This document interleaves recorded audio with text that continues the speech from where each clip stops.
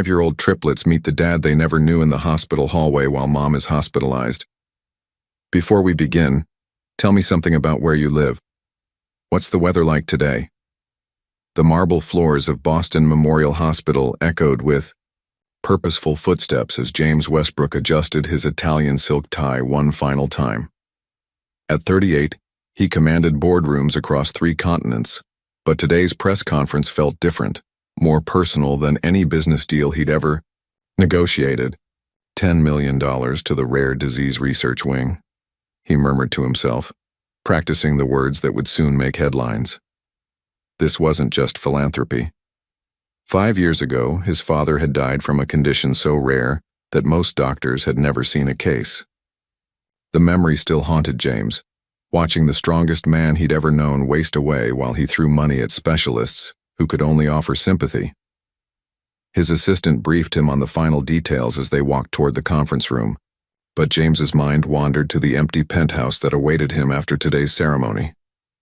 Despite his fortune, despite the empire he'd built from nothing, he returned each night to silence and designer furniture that had never felt like home. As camera flashes began popping and reporters settled into their seats, James stepped up to the podium. But before he could speak, his thoughts betrayed him once again, drifting to Catherine Collins, the woman whose laughter once filled his college apartment, whose paintings covered every wall, whose dreams he'd abandoned for Asian markets and profit margins. It had been almost 6 years since their bitter goodbye, when she'd refused to follow him overseas and he'd chosen his ambition over her heart. He wondered sometimes if she still painted sunsets the way she used to, still believed in love stories that lasted forever. "Ladies and gentlemen," James began, his voice steady despite the emotions churning beneath his expensive suit. "Today, we take a step toward ensuring no family suffers the way mine did." The press conference had ended with handshakes and congratulations, but James felt restless. Instead of heading to his waiting limousine, he dismissed his driver and chose to walk alone through the hospital's quieter corridors. Something about the sterile hallways reminded him of those final weeks with his father. The smell of disinfectant, the hushed conversations, the weight of hope slowly fading. He found himself in the special treatments wing, a section he'd helped fund but never actually visited. The afternoon light filtered through tall windows, casting long shadows across the polished floor. That's when he saw them. 3 identical little girls, perhaps 5 years old, stood near the nurse's station like a living rainbow. One wore a bright red dress, another blue, and the third yellow. They watched him with the uninhibited curiosity that only children possess, their dark eyes tracking his every movement. James stopped walking. Something about them made his chest tighten. Not just their striking appearance, but something familiar he couldn't quite place. The girl in red crossed her arms in a gesture so achingly familiar that his breath caught. It was a defensive stance he'd seen before, years ago, in a cramped art studio when discussions about the future grew heated. "Excuse me," he heard himself saying to a passing nurse. "Those little girls, are they patients here?" The nurse smiled warmly. "Oh, the Collins triplets. No, they're visiting their mother. Poor little things have been here every day for weeks. Their mom is in room 314. Such a sweet family." Collins. The name hit him like a physical blow. James felt the blood drain from his face as mathematical. Possibilities raced through his mind. Collins was a common name, he told himself. It had to be a coincidence. But as he watched the girls whispering among themselves, he noticed other details that made his hands shake. The way the one in blue tilted her head when thinking. The stubborn set of the yellow-dressed girl's jaw. The protective way Red positioned herself slightly in front of her sisters. "Are you okay, sir?" the nurse asked, noticing his pale complexion. James forced a smile. "Fine, just, they remind me of someone." James barely slept that night. By dawn, he was pacing his penthouse office, cell phone pressed to his ear. "I need you to run a discreet background check," he told his private investigator. "Catherine Collins, likely in her mid-30s, Boston area. She has 3 daughters, triplets, approximately 5 years old." The call came back within hours, and the news shattered James's carefully constructed world. Catherine Collins, age 35, had been hospitalized for 3 weeks with systemic lupus, an autoimmune disease that had severely worsened.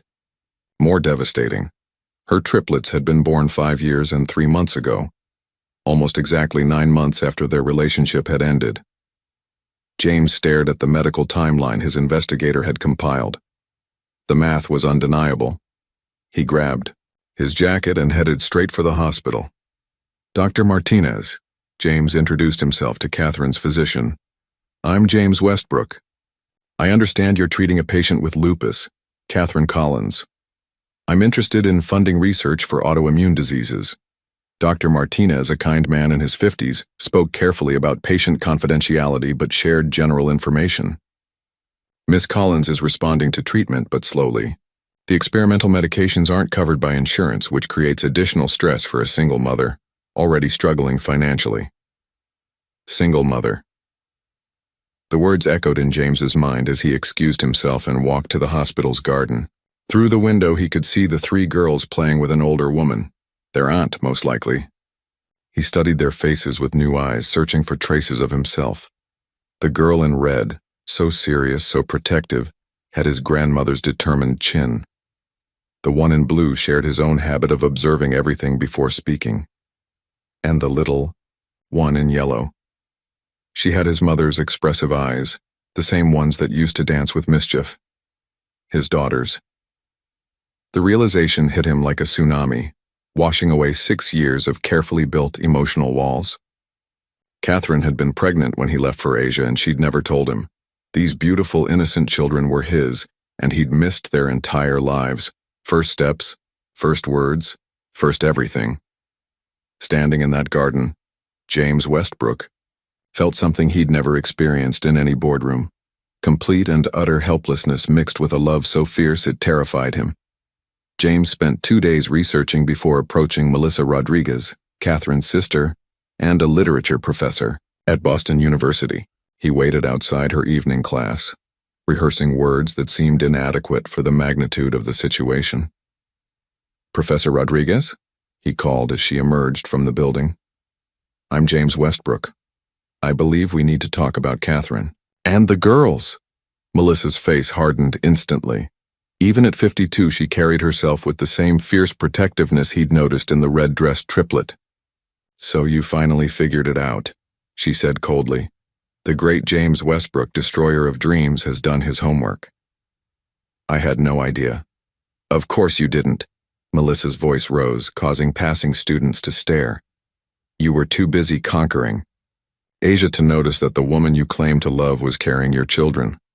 Catherine called you twice when she found out she was pregnant. Your assistant said you were unavailable for personal calls." The accusation hit like a physical blow. James remembered those months, the crucial negotiations, the 18-hour days, the decision to have his assistant screen all non-business calls. "I never got those messages." "It doesn't matter now," Melissa said, her voice bitter. "Catherine made her choice. She decided that a man who prioritized profit over love didn't deserve to know about his daughters." "They're my daughters, too," James said quietly. "I have rights." "Rights?" Melissa laughed harshly. "You forfeited those rights when you chose your empire over their mother. Those girls have never needed you before. Why should they now?" The argument continued for 20 minutes, Melissa's anger years in the making. Finally, she pulled a weathered shoebox from her car. "Catherine wrote to you," she said, her voice suddenly tired. "Letters she never sent. Maybe they'll help you understand what you really lost." That night, James sat in his study reading letter after letter in Catherine's familiar handwriting. The first, dated 6 months after he'd left. "The baby kicked. Today. I wonder if you'd care that it's actually babies. 3 of them. I wonder if you'd come back if you knew." Another, written when the girls were 6 months old. "Olivia rolled over today. She's so determined. Just like someone else I used to know. Emma watches everything with these serious eyes, and Sophia laughs at absolutely everything. They're perfect, James. I wish you could see them." The final letter, dated 2 years ago, destroyed him. "I saw your face on the business magazine cover. You look successful and happy. I'm glad I never sent these letters. You built the life you wanted, and we built ours without you. After 2 weeks of tense negotiations involving lawyers and family counselors, Melissa agreed to a supervised meeting. The conditions were strict. James could meet the girls, but only as a friend of their mother's until Catherine could participate in the decision about revealing his true identity. The hospital garden became neutral ground. James arrived 15 minutes early, his palms sweating like a teenager on a first date. When Melissa appeared with the 3 girls, his heart nearly stopped. Up close, the resemblances were even more striking. "Girls, this is Mr. Westbrook," Melissa said carefully. "He's someone who knew your mother in college." The girl in red stepped forward with the poise of a tiny diplomat. "I'm Olivia," she announced, studying James with suspicious eyes. "This is Emma," she gestured to her blue-dressed sister, "and that's Sophia." The yellow-clad girl offered a shy wave. "It's wonderful to meet you," James managed, kneeling to their eye level. "Your mother used to tell me stories about 3 very special little girls." Olivia's eyes narrowed. "Mama never mentioned you. If you were friends, how come we never heard about you?" The question pierced through James's practiced composure. "Sometimes," he said slowly, "grown-ups take different paths in life, and they lose touch with people who were important to them. That doesn't mean they stop caring." Emma, who had been silently observing, suddenly spoke. "Are you the reason Mama sometimes looks sad when she sees families with daddies?" The innocent question hit harder than any business rival's attack. Melissa intervened quickly. "Emma, that's enough questions for now." But Sophia, the little empath, had been studying James's face. "Why do your eyes look sad like Mama's?" she asked with startling directness. James felt his composure cracking. These weren't just random children. They were his children, carrying pieces of his heart he never knew he'd left behind. "Sometimes," he whispered, "people make mistakes that hurt the people they love most. And that makes them very, very sad." Olivia's protective instincts kicked in. "Did you hurt our mama?" The question hung in the garden air like a thundercloud. James looked at each beautiful face, seeing Catherine in their expressions, seeing himself in their gestures. "Yes," he admitted quietly, "I did. And I'm sorrier than you could ever know." Over the following 2 weeks, James established a careful routine. Every day after work, he'd arrive at the hospital carrying coffee for Melissa and small gifts for the girls. Never expensive toys, but thoughtful items like colored pencils for Olivia's sketches, astronomy books for Emma, and sheet music for Sophia's humming. "You don't have to bring us things," Olivia said one afternoon, though she clutched her new sketchpad protectively. "Mama says people who really care don't need to buy caring." "Your mother is very wise," James replied, watching as Emma devoured a book about black holes with the intensity of a graduate student. "I bring these because I noticed what makes each of you happy. Olivia, you see beauty everywhere and try to capture it. Emma, you want to understand how everything works? And Sophia," he turned to the youngest, who was softly singing to a stuffed animal, "you make everyone around you feel better just by being yourself." Emma looked up from her book. "How did you know we were different? Most people think we're exactly the same." "Because," James said, settling into the chair beside their usual spot in the family lounge, "I've been watching you. Really watching. Olivia draws when she's worried. I've seen her sketching every time your mama has a bad day. Emma asks questions when she's scared because understanding makes her feel safer. And Sophia. She takes care of everyone's feelings even when she's hurting too." The girls exchanged glances, communicating in that silent language twins and triplets develop. Finally, Olivia spoke.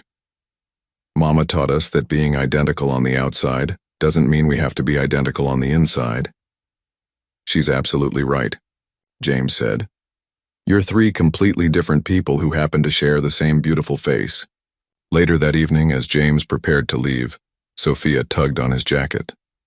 "Mr. Westbrook, will you still come see us when Mama gets better and we go home?"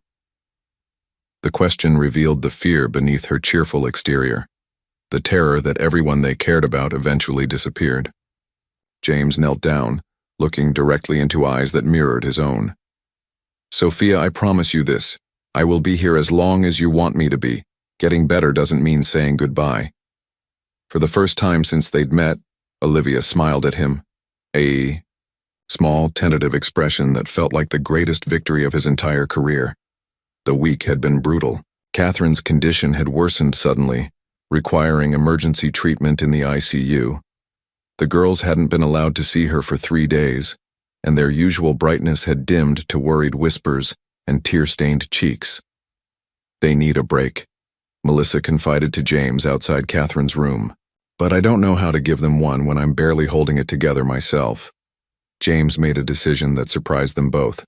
Let me take them to the cafeteria, just for ice cream. Sometimes the smallest normal things help the most. The hospital's cheerful cafeteria. The girls approached the ice cream freezer with the seriousness of judges deliberating a court case. Olivia studied every flavor twice. Emma read the ingredients on 3 different containers. Sophia changed her mind 4 times. This is very important, Emma announced solemnly. Ice cream choices can't be undone. James smiled, remembering similar moments from his own childhood. You know, my dad used to take me for ice cream whenever I had to go to the doctor. He said ice cream doesn't fix anything, but it gives you strength to handle whatever comes next. Did your daddy get sick too? Sophia asked, finally settling.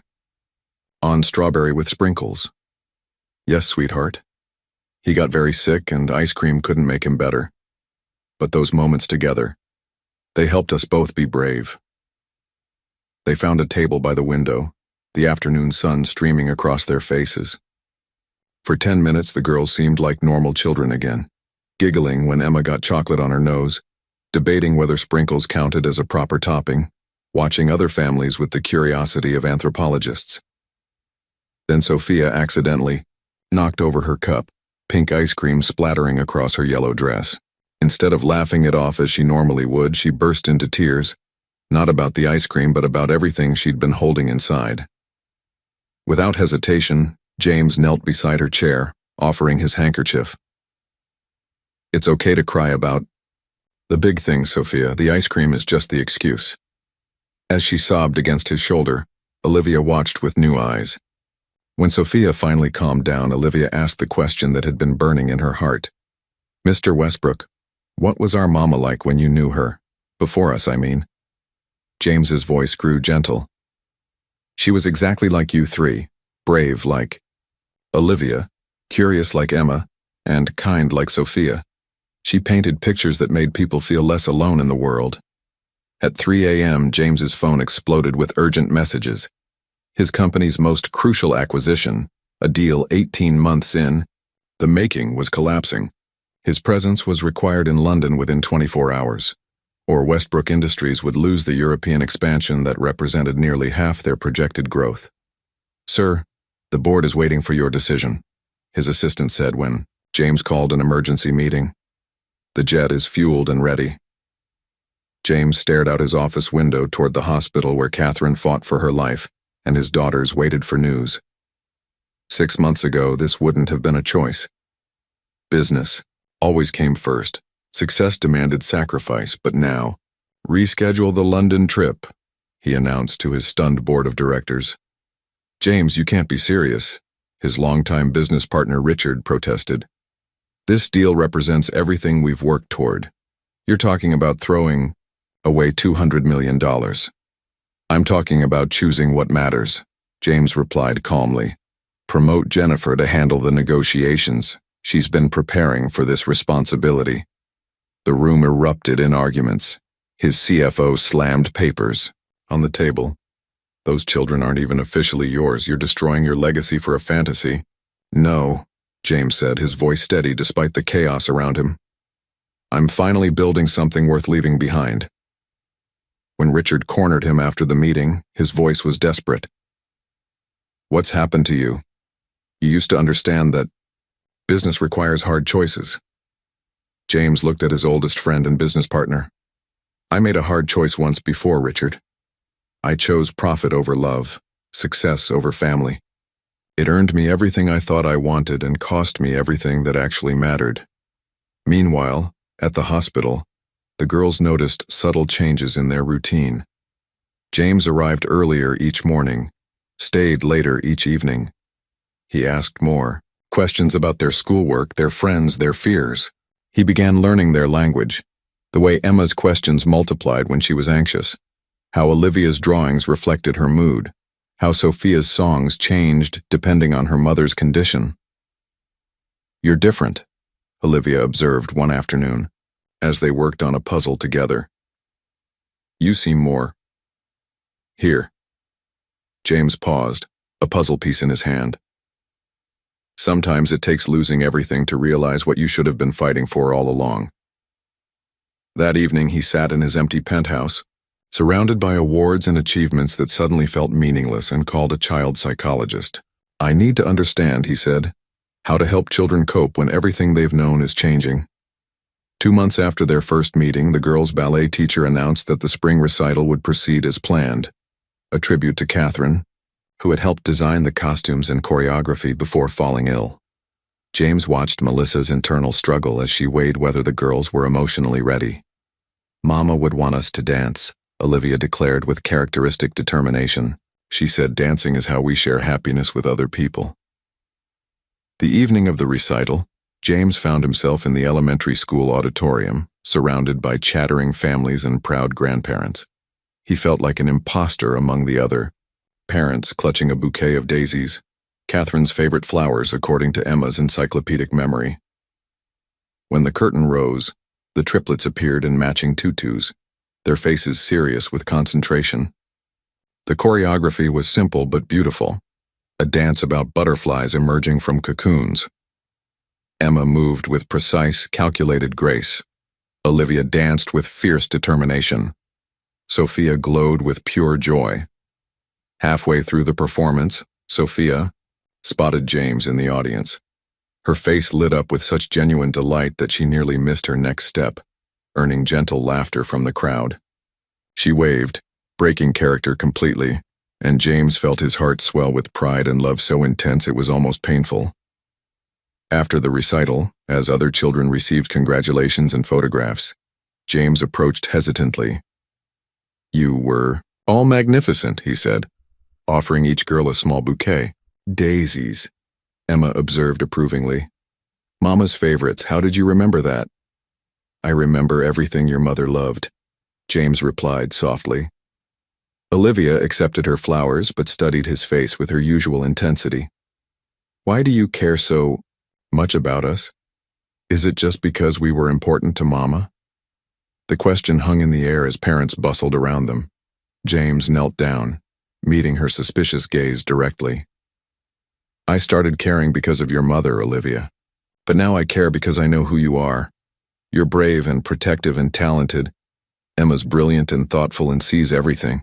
Sophia's kind and joyful and makes everyone around her better. I care about you because you're you." For the first time since they'd met, Olivia's defensive mask slipped completely. "What if Mama doesn't get better?" she whispered, voicing the fear that haunted all three girls. James pulled her into a gentle hug, feeling the weight of responsibility settle on his shoulders. "Then we'll face whatever comes together, all of us."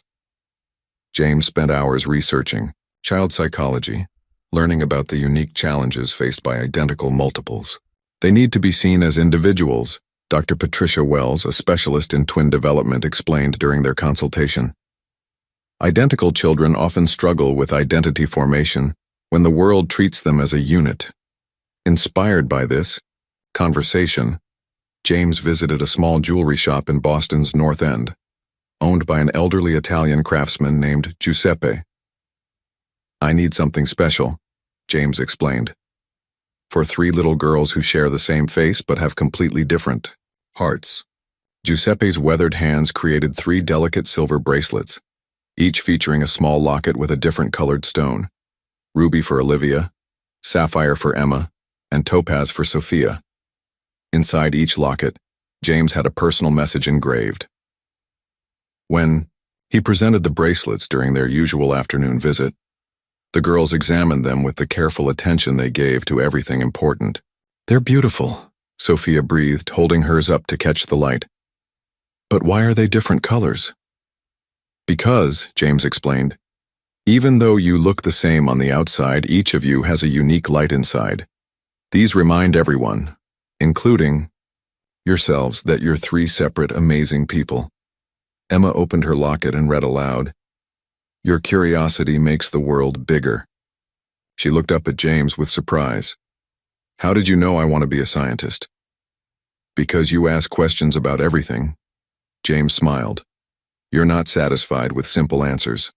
You want to understand how the universe works." Olivia struggled with the tiny clasp on her bracelet.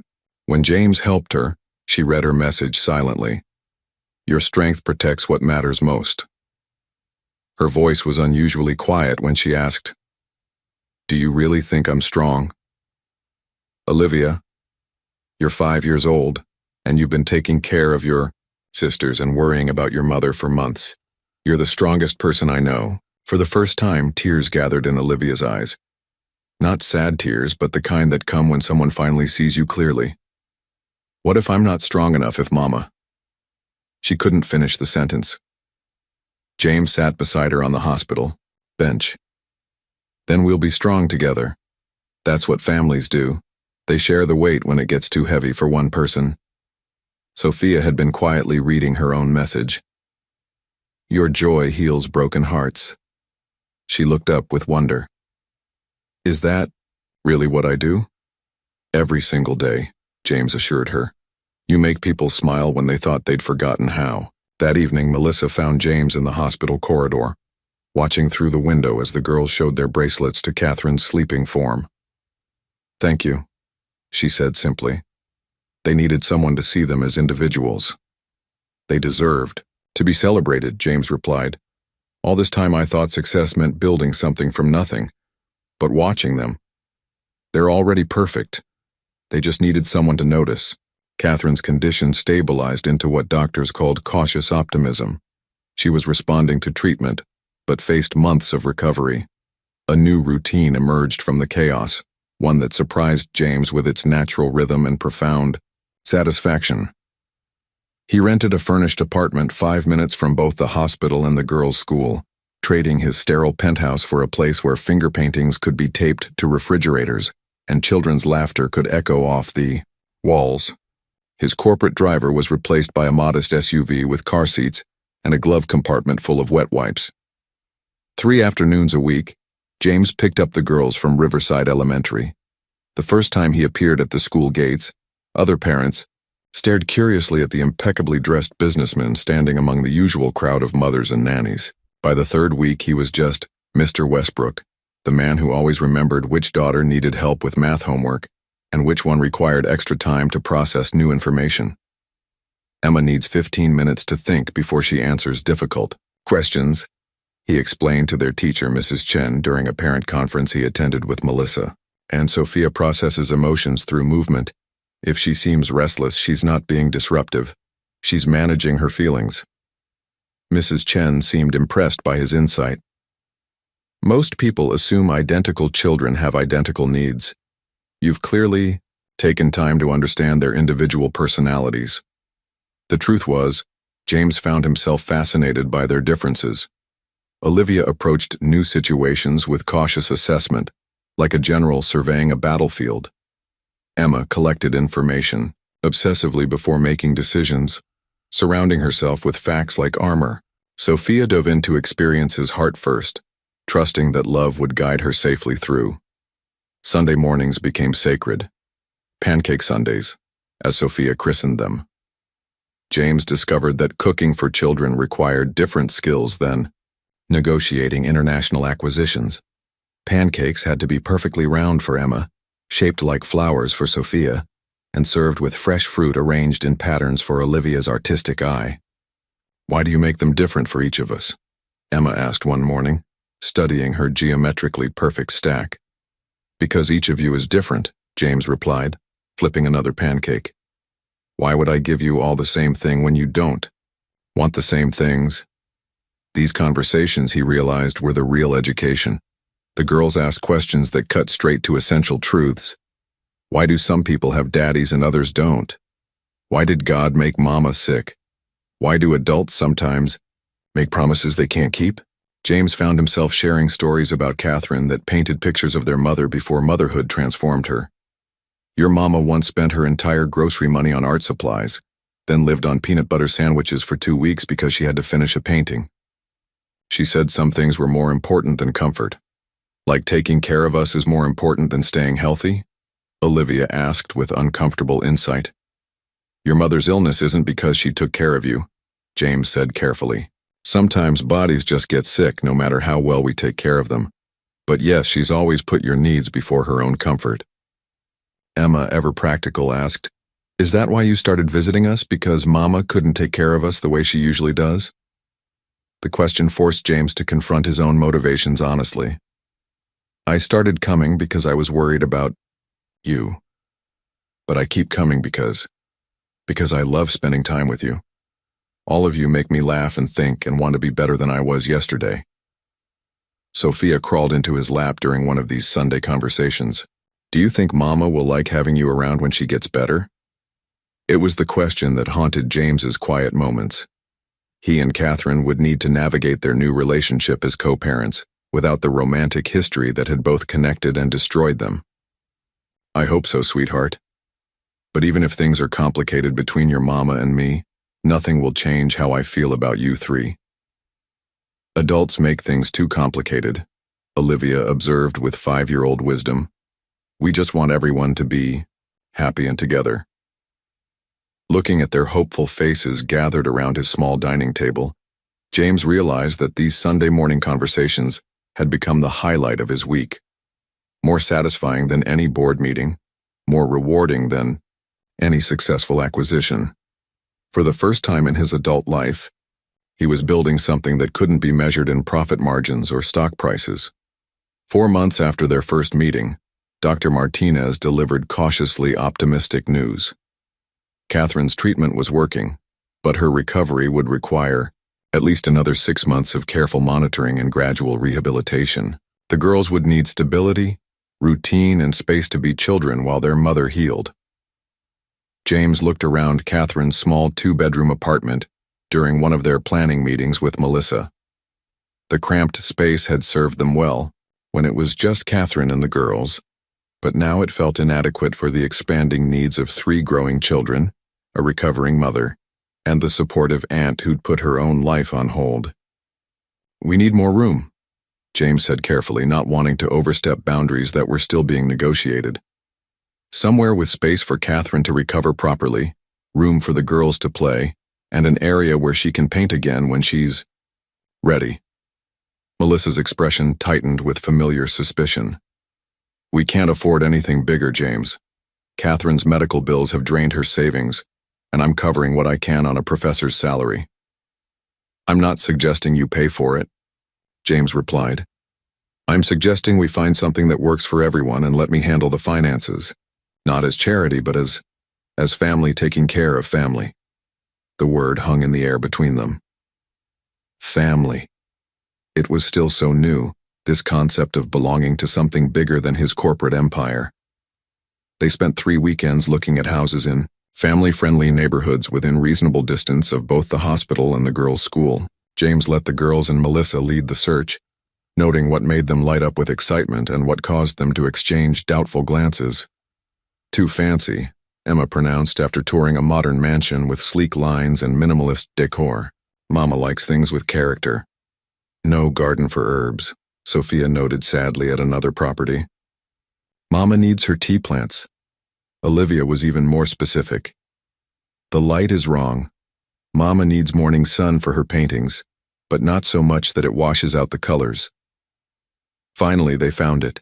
A charming Victorian house in Cambridge with hardwood, floors worn smooth by generations of families, large windows that caught perfect northern light, and a backyard featuring an enormous oak tree that practically begged for a treehouse.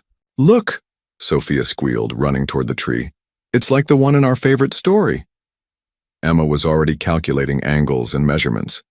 We could build a reading nook up there, somewhere quiet to think. But it was Olivia's reaction that sealed the decision. She stood in what would become Catherine's art studio, her small hand pressed against the window glass. Mama could paint the sunrise from here, she said softly. She always said morning light makes everything look hopeful. James found himself negotiating with the seller that same afternoon, driven by an urgency he'd never felt about any business transaction. This wasn't about investment potential or market value. This was about creating a sanctuary where his fractured family could heal and grow. 6 bedrooms, he explained to the girls as they walked through again. 1 for your mama, 1 for Aunt Melissa, 1 for each of you. A guest room for when you have friends over, and my room when I stay here. When you stay here? Emma asked with characteristic precision. Not if? James knelt down to their level in the empty living room. I'd like to be part of your daily lives if you want that. Not just weekend visits or special occasions, but real. Family life, helping with homework, making breakfast, reading bedtime stories. The girls exchanged one of their wordless conversations, communicating with glances and subtle nods. Finally, Olivia spoke for all 3. We want that too. But what about Mama? Shouldn't she get to decide about her own house? We'll ask her, James promised. This only works if everyone agrees. That evening at the hospital, they presented their plan to Catherine, who was awake and alert for longer periods each day. James watched nervously as she studied the house photos on Melissa's tablet, her expression unreadable. It's beautiful, she said finally. But James, I can't let you buy us a house. That's too much even for... For what? He asked gently. For whatever this is between us now, she finished quietly. James sat in the chair beside her bed, acutely aware of the girls listening from their spot by the window. Catherine, I'm not trying to buy forgiveness or force my way into your life. I'm trying to give our daughters stability while you recover. After that, we'll figure out the rest as we go. Catherine's eyes filled with tears, the first strong emotion she'd shown since regaining consciousness. They need this, don't they? Space to be children instead of tiny adults worried about everything. We all need this, James admitted. Even me. I've lived in empty spaces my whole adult life. I'd like to try living in a home. Sophia, unable to contain herself any longer, bounced over to the bed. Mama, there's a perfect spot for your easel and a garden for your herbs, and the kitchen is big enough for all of us to help make dinner. Catherine smiled, the first genuine smile James had seen from her in months. It sounds perfect, baby. Girl. 2 weeks later, moving trucks arrived at the Victorian house. James had arranged for the girls' belongings to be carefully packed and transported, but he was surprised to discover how little they actually owned. Years of financial struggle had taught Catherine to value experiences over possessions, relationships over things. We travel light, Melissa explained, noticing his expression as the movers finished in less than 2 hours. That first night in the new house, James tucked each girl into their own bedroom for the first time in their lives. Olivia's room faced east for morning light. Emma's had built-in bookshelves and a reading corner. Sophia's overlooked the garden where she could watch birds and butterflies. It feels too big, Sophia whispered as he kissed her goodnight. It'll feel smaller once we fill it with memories, James promised. Give it time. Standing in the hallway afterward, surrounded by the sounds of an old house settling around its new family, James realized he'd never felt more at home anywhere in his life. 6 months had passed since James first encountered his daughters in the hospital corridor. Catherine's 36th birthday arrived on a crisp October morning, marking both her recovery milestone and the longest period of consciousness she'd maintained since her illness began. The girls had been planning for weeks, their excitement tinged with nervous energy. This would be their first real celebration with their mother in months, and they wanted everything to be perfect. James found himself coordinating with Melissa, like a party planning committee, balancing the girls' elaborate wishes with Catherine's still fragile health. She can only handle small groups for short periods, Dr. Martinez had warned during their last consultation. But emotionally, celebrating normal milestones will be crucial for her psychological recovery. The hospital room had been transformed, as much as regulations allowed. Olivia's artwork covered one wall, watercolor portraits of the family including Catherine, painted from photographs during her unconscious weeks. Emma had researched Catherine's favorite flowers and somehow convinced the hospital staff to allow a small arrangement of autumn lilies. Sophia had been practicing a song on the small keyboard James had brought for these visits. When they arrived that morning, Catherine was sitting up in bed, her hair washed and braided, a sign that she was having one of her clearer days. The girls rushed to her bedside with barely contained excitement. "Happy birthday, Mama," they chorused, each presenting their carefully prepared gifts. Catherine's hands shook slightly as she opened Olivia's handmade card, which featured a drawing of their new house with all 5 family members standing in front. "It's beautiful, sweetheart," she whispered, tears gathering in her eyes. Emma presented a bound collection of astronomy facts she'd written out in her careful handwriting. "For when you're feeling better and want to stargaze with us again," she explained seriously. Sophia's gift was the most precious, a recording she'd made on James's phone of her singing, "You Are My Sunshine," Catherine's favorite lullaby. But it was when Catherine's gaze finally landed on James that the room's atmosphere shifted. For the first time since regaining consciousness, her eyes held full recognition and awareness. The fog of medication and illness cleared, and she saw him, really saw him, standing in her hospital room with their daughters. "James," she breathed, her voice carrying 6 years of complex history. The girls, sensing the charged moment between their parents, watched with the intense curiosity of children who understood more than adults often realized. "Hello, Catherine," James said softly. "Happy birthday." "You're here," she said, still processing the reality. "With them. With our—" "Mama, are you okay?" Olivia asked with immediate concern, moving protectively closer to the bed. Catherine reached for her daughter's hand, never taking her eyes off James. "I'm fine, baby. Just surprised." She paused, studying his face. "You know, don't you? About them?" Emma, with her characteristic need for clarity, spoke up. "Mama, Mr. Westbrook is our daddy. We figured it out weeks ago." The simple statement hung in the room like a revelation that was somehow both shocking and inevitable. Catherine's face cycled through a dozen emotions: surprise, fear, relief, worry. "We didn't tell you because the doctor said not to give you stressful news," Sophia added helpfully. "But it's not stressful, is it, having a daddy?" Catherine looked at each of her daughters, then at Melissa, then finally back at James. "How long have you known?" 4 months, James admitted. "Since I saw them in the corridor downstairs. They have your eyes, but they have my grandmother's stubborn chin." A laugh escaped Catherine's lips, the first genuine laughter James had heard from her in years.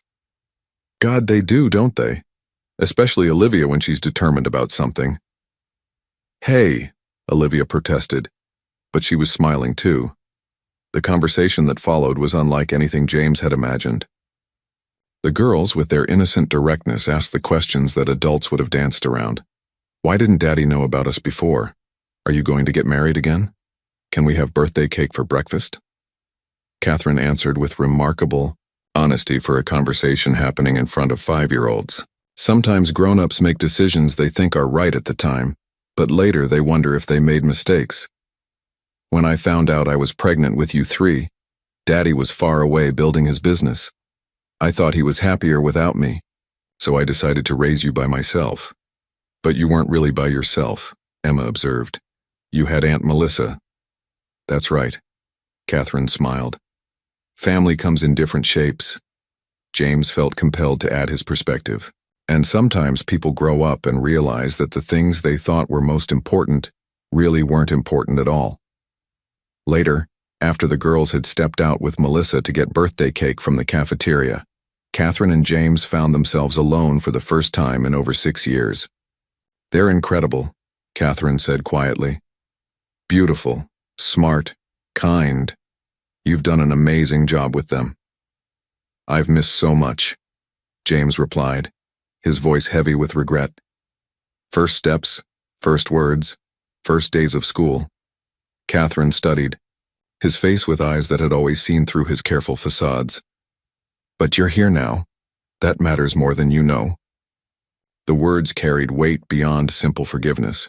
They carried possibility, acknowledgement, and perhaps most importantly, hope for whatever came next. When the girls returned with a small birthday cake and hospital-approved candles, they sang an off-key but enthusiastic happy birthday that filled the room with joy Catherine hadn't felt in months. "Make a wish, Mama," Sophia instructed seriously.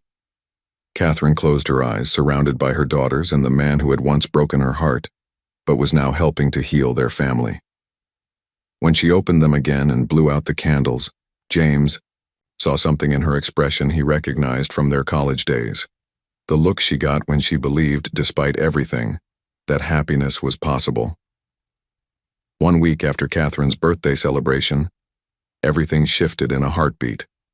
James was in a morning board meeting when his phone buzzed with urgent messages from Melissa. Catherine had collapsed during her morning walk around the hospital ward. Severe kidney complications, emergency surgery. Come now. He left the conference room so abruptly that his CFO called after him, but James was already running toward the elevator, his heart pounding with a terror he'd never experienced in any boardroom crisis.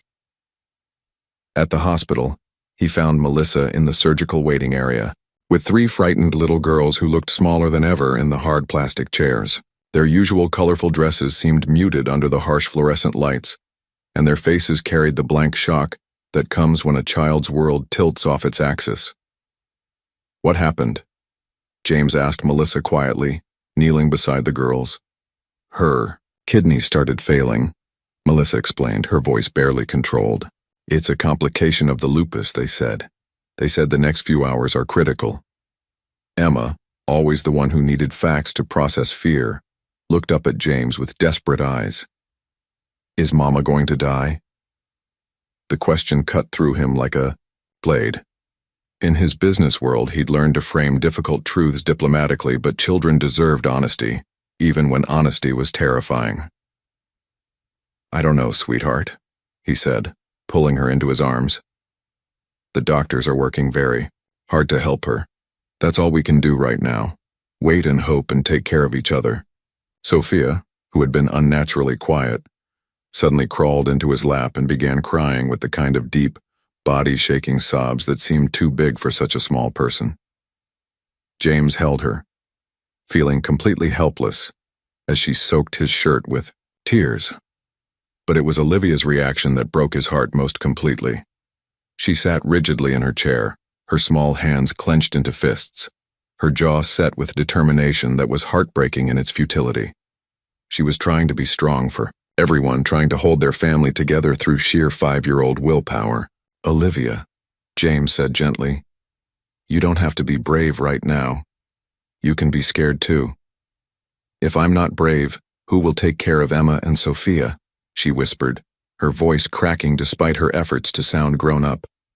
"That's my job now," James told her, surprising himself with the certainty in his voice. "Taking care of all 3 of you, that's what daddies do." The word hung in the air between them. It was the first time he'd claimed the title outright, and under these circumstances, it felt both natural and terrifying. Even if Olivia couldn't finish the sentence, but they all understood what she was asking. James looked at each of their faces, Emma's need for reassurance, Sophia's overwhelming grief, Olivia's desperate attempt to control the uncontrollable. "Even if," he promised, "no matter what happens with your mama, you 3 are my daughters. Nothing will ever change that." The hours crawled by with excruciating slowness. James found himself learning a different kind of crisis management, how to comfort a child who was too scared to eat, how to explain medical procedures in terms that didn't increase panic, how to maintain hope when his own faith was wavering. Emma asked detailed questions about kidney function and surgical procedures, processing her anxiety through scientific understanding. James answered each question as thoroughly as he could, even calling Dr. Martinez to get accurate explanations when his own knowledge fell short. Sophia alternated between clinging to James and wandering restlessly around the waiting room, her usual joy replaced by a grief that seemed to encompass not just her mother's condition, but every sad thing that had ever happened in the world. Olivia remained her stoic self until evening fell, and exhaustion began to crack her resolve. When a nurse suggested the children should go home and rest, Olivia finally broke, No, she screamed, startling everyone in the waiting room. We can't leave. What if Mama wakes up and we're not here? What if she thinks we don't love her anymore? James knelt in front of her, gently taking her small, tense shoulders in his hands. Olivia, your mama knows you love her. She would want you to take care of yourselves. But what if she? The question she'd been holding back all day finally emerged. What if she dies and we weren't here to say goodbye? The raw pain in her voice made James's own eyes fill with tears. Then we'll say goodbye in our hearts, and we'll know that the last thing she heard from us was happy birthday and I love you. Sometimes that's all we can do. As if summoned by their conversation, Dr. Martinez appeared in the waiting room, his scrubs still bearing traces of the long surgery. James's heart stopped as he approached, trying to read the doctor's expression for clues about Catherine's fate. The surgery went well, Dr. Martinez said, and James felt the breath he'd been holding for hours finally release. We were able to address the kidney complications. She's stable, but the next 24 hours will be crucial for her recovery. Relief flooded through the small group, but it was tempered by the realization of how close they'd come to losing Catherine. The girls peppered the doctor with questions, their fear gradually giving way to cautious hope. Later that evening, as James tucked them into their beds at home, each girl processed the day's trauma in her own way. I was really scared, Emma admitted, as he pulled her covers up. I know the medical facts, but I was still scared. Being scared doesn't mean you're not smart, James told her. It means you're human. Even doctors get scared sometimes. Sophia, exhausted from the emotional roller coaster, fell asleep holding his hand. Stay until I fall asleep, she whispered. Always, he promised. But it was his conversation with Olivia that would stay with him longest. As he sat on the edge of her bed in the darkness, she asked the question that had been building all day. If Mama had died today, what would happen to us? James knew this was a moment that would define their relationship forever. You would stay with me, he said, without hesitation. This is your home now, and I'm your father. That doesn't change because of what happens to anyone else. Promise? She whispered in the darkness. I promise, he said, and meant it with every fiber of his being. We're a family now, Olivia. Families stick together, especially when things get scary.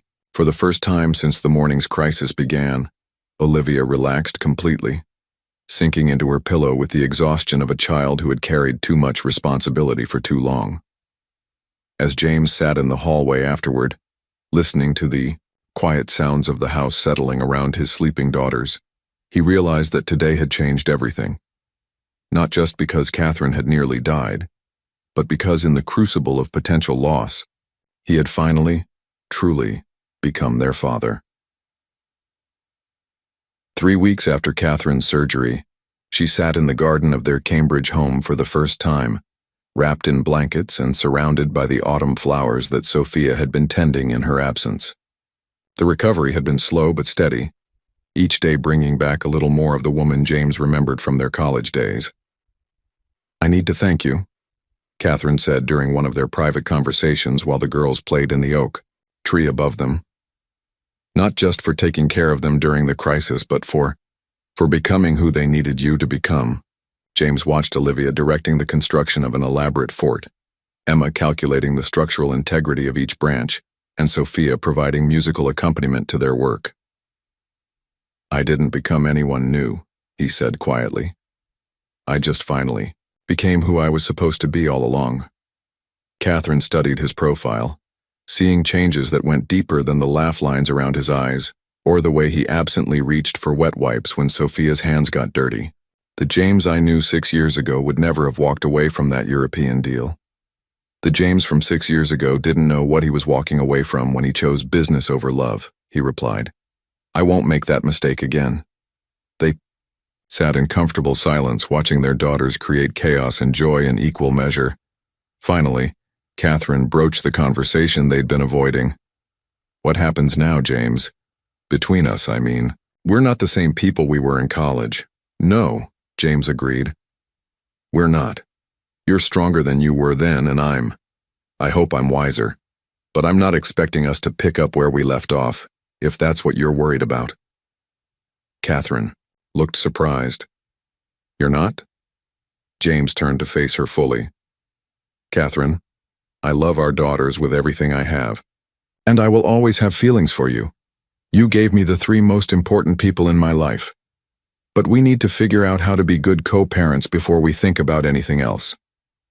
Co-parents, Catherine repeated, testing the words. I like the sound of that. Their conversation was interrupted by Emma calling from the tree. Mom, Dad, come settle an argument about physics. The casual use of Dad made both adults pause. It had happened naturally over the past few weeks, the girls transitioning from Mr. Westbrook to James to Dad without fanfare or formal announcement. Physics. Arguments are serious business, James called back, helping Catherine to her feet. Later that evening, after homework was finished and bedtime stories were read, the family gathered in the living room for what had become their nightly ritual. Catherine was finally strong enough to join them, curled in the comfortable armchair while James sat on the floor with Sophia in his lap and the twins flanking him. Tell us about when you were little, Daddy, Emma requested, continuing their ongoing project of collecting family history. As James shared stories about his own childhood, Catherine watched the easy affection between him and their daughters. Olivia absently braided his tie while he talked. Emma corrected his science facts with scholarly seriousness. Sophia dozed against his shoulder, completely secure in his presence. You know what I realized today? Olivia said during a pause in the storytelling. We're not a regular family, but we're a good family. What makes us not regular?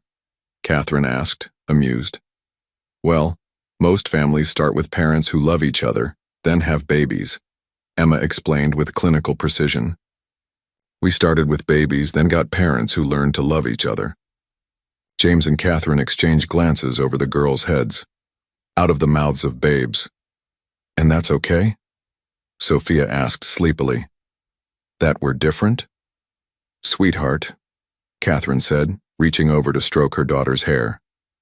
The best families are the ones where people choose to love each other every day, no matter how they started. As the girls prepared for bed, James found himself helping with the routine that had become as natural as breathing, supervising toothbrushing, finding lost stuffed animals, adjusting nightlights to precise specifications. Daddy, Olivia said, as he tucked her in. Are you happy we found you? The question caught him off guard with its directness. Olivia, finding you 3 is the best thing that ever happened to me, even if it started with scary times with your mama being sick. Good, she said with satisfaction, because we're happy we found you too. Standing in the hallway afterward, James reflected on the journey that had brought them here. 6 months ago, he'd been a successful but empty man living in a sterile penthouse. Tonight, he was surrounded by finger paintings on refrigerators, homework scattered across dining room tables, and the gentle chaos of family life. Catherine appeared beside him, stronger now but still moving carefully. Regrets? She asked softly. James looked around their home, at Emma's astronomy books stacked on every surface, Sophia's artwork covering the walls, Olivia's latest masterpiece drying on the kitchen counter, and Catherine's easel set up by the window where she'd started painting again. Only one, he said. That it took me so long to understand what really matters. As they turned off the lights downstairs, James realized that his empire still existed. His company still thrived, but none of that defined him anymore. He was defined by 3 little girls who called him Dad, by a woman who'd given him a second chance at family, and by a Victorian house filled with laughter, arguments, bedtime stories, and unconditional love. He'd finally found his way home.